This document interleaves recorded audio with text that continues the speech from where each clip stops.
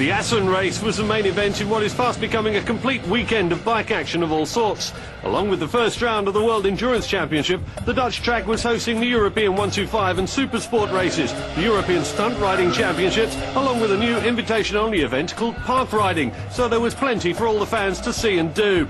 There were plenty of new teams in the World Endurance paddock this year, out to contest the expanded 7-round series, and all were out to topple the factory Castrol Suzuki team of Mathieu Legrive, Vincent Philippe and Keiichi Kitagawa. But the reigning world champions hadn't been resting over the winter, and their immaculate preparations and the added success of Suzuki and World Superbikes meant that they were still the team to beat for 2006. Now it's available to use new Superbike engine, so that's very good news this year.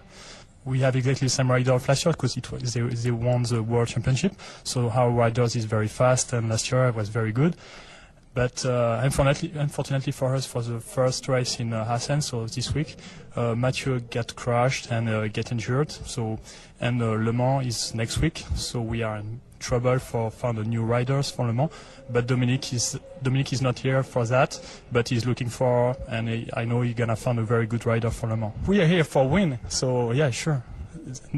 My job and our job in the Suzuki team is to win the World Championship again, yeah. But there will be a host of teams, new and old, who will be out to break the Castrol Suzuki team's stranglehold on the championship. Third in 2005, Yamaha Austria changed their colour scheme from red to silver and had a new rider, Frenchman Sebastian Scarnato, joining Gwen Giovanni and Igor Yerman for 2006. They were back to using Pirelli tyres and confident that they will be able to challenge last year's champions from the start.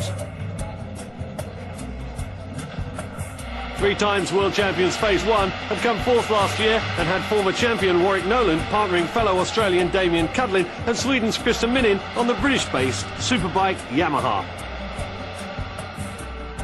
The Swiss Bolliger team came second last year and now had Swiss rider Patrick Muff alongside Yamaha Austria rider Horst Zeiger and Francis David Morion on the now highly competitive Superbike class Kawasaki ZX-10R. Sharing their pit box and resources again this year was the Diablo 666 Kawasaki, now with the rider lineup of James Hutchins, former Shell Academy rider Marco Rotland from Estonia, and Phase 1 rider Damien Cudlin's younger brother, Alex. The Swedish Fagerjo team had shown surprising strength during 2005 on their Suzuki, and this year we're back in the Superbike class with a full Swedish lineup of Jan Hansen, Tobias Andersson and Niklas Karlberg.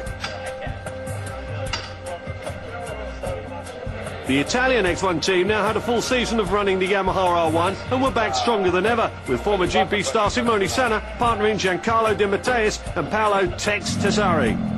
Women are no strangers to managing world endurance teams, and the Slovakian Meko Moto team had their female manager Denisa Gresko running riders Vladimir Kaska, Martin Kuzma and Hungarian Agustin Rossival, contesting this year on a super production class Yamaha R1.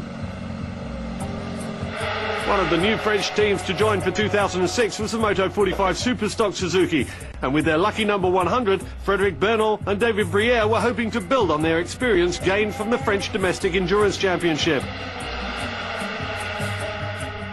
The Italian No Limits and RT Superbike Suzuki was back with only one Italian rider, Roberto Roizzi, joined by 2 experienced French endurance racers, Eric Monod and Frédéric Jonde.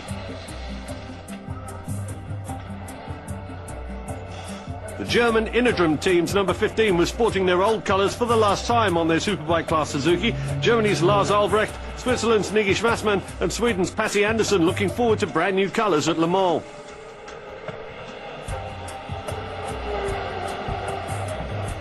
Another new name in the World Championship, but still with vast endurance experience, the Superstock SRU Sangerhausen number 9 Suzuki from Germany, ridden by René Raub, René Landgraf, alongside Marco Appel.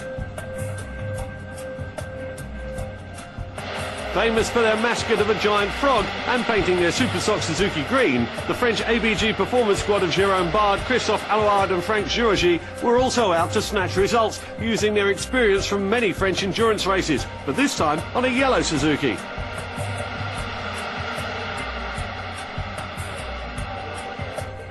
There were new Belgian teams this year. The number 19 Classic Moto Suzuki, again another experienced team, also entering the Superstock class, with Michael Goffings and Florian Haller, joined by Frenchman Frank Gattiello.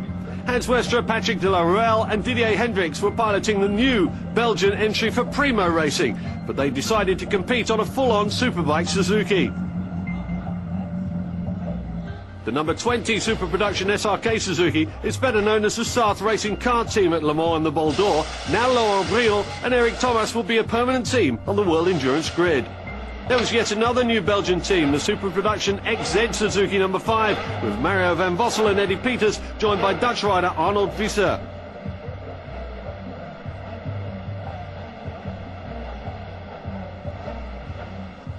And very well known from the classic French 24-hour events, Bruno Raffin's French Super Production Raffin Motos team of Damien Chesne and Stefan Coates was the third Kawasaki in the list of permanent teams.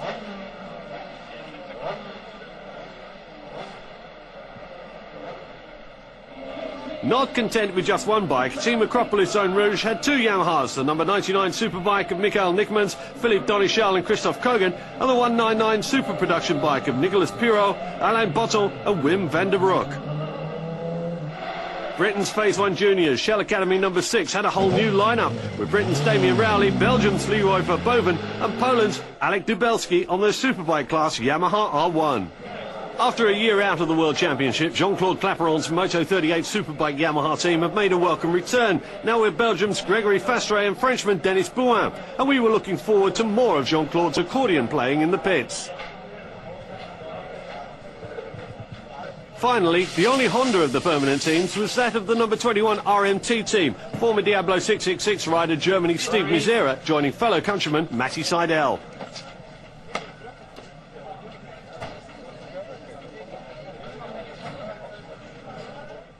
So the 2006 season was about to start, and it was no surprise that Castrol Suzuki had pole for the first race of the season, but would make no mistakes during the unique Le Mans style start in front of the massed Assen crowd. The German wildcard Alpha Technic Honda was supposed to be second on the grid, but the rider had crashed on the warm-up lap, so it was the Castrol Suzuki away first, with Bolliger Kawasaki into second, in Yamaha Austria third, and Phase 1 in fourth, but no wildcard Honda number 71.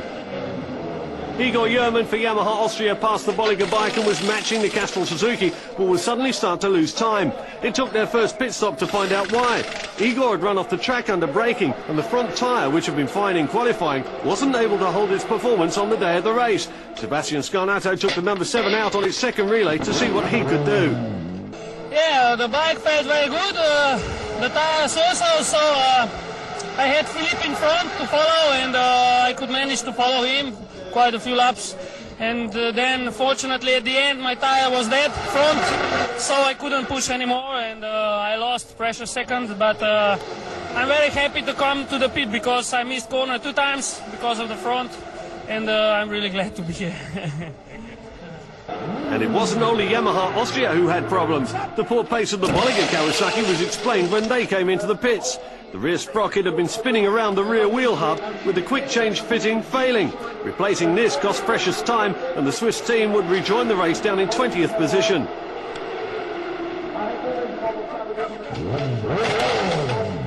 A quick look at the destroyed rear wheel capture unit.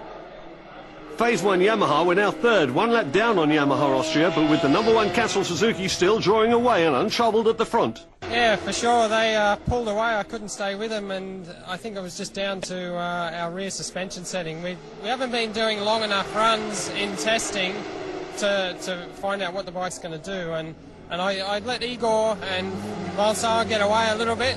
I thought, okay, then I can start to settle down and get them back, but I couldn't. Diablo 666 were now the leading Kawasaki in 6th place, and in a close fight with the Italian X1 Yamaha and the RMT21 Honda, 1 lap down on the Fagershaw L Suzuki in 4th. Still in 2nd place, Igor Yerman and Sebastian Scarnato with the Yamaha Austria number 7 was still 1 lap down.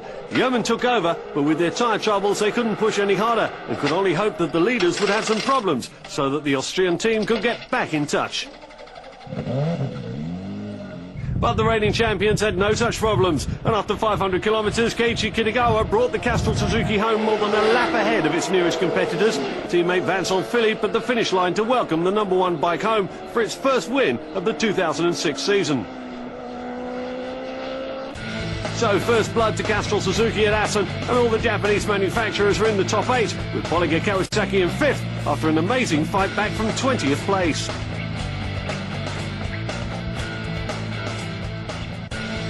A clean sweep for the permanent teams in the first race of the season, with 2 new teams getting into the top 10, but with 35 points for the win at events longer than 12 hours, the pressure will really be on at the next round at Le Mans.